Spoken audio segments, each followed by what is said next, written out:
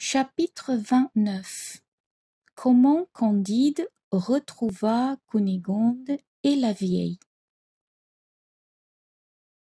Pendant que Candide, le baron, Pangloss, Martin et Cacambo contaient leurs aventures, qu'ils raisonnaient sur les événements contingents ou non contingents de cet univers, qu'ils disputaient sur les effets et les causes, sur le mal moral et sur le mal physique, sur la liberté et la nécessité, sur les consolations que l'on peut éprouver lorsqu'on est aux galères en Turquie, ils abordèrent sur le rivage de la Propontide à la maison du prince de Transylvanie.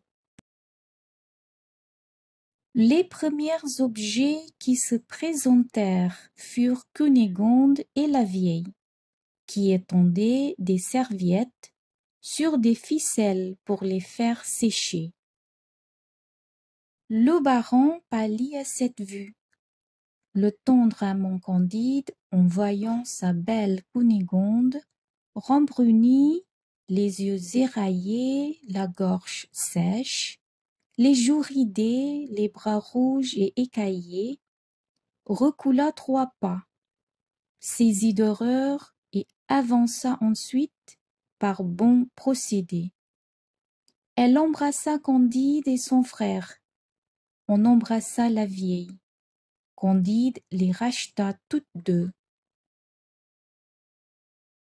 Il y avait une petite métairie dans le voisinage. La vieille proposa à Candide de s'en accommoder, en attendant que toute la troupe eût une meilleure destinée.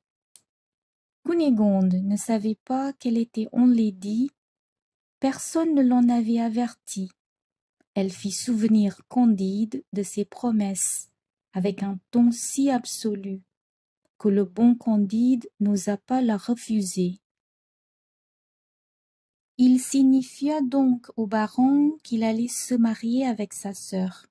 « Je ne souffrirai jamais, dit le baron, une telle bassesse de sa part et une telle insolence de la vôtre. Cette infamie ne me sera jamais reprochée. Les enfants de ma sœur ne pourraient entrer dans les chapitres d'Allemagne. Non, jamais ma sœur n'épousera qu'un baron de l'Empire. » Cunégonde se jeta à ses pieds et les baigna de larmes. Il fut inflexible. « Maître fou, lui dit Candide, je t'ai réchappé des galères. J'ai payé ta rançon. J'ai payé celle de ta sœur. Elle avait ici des écuelles, et les laide.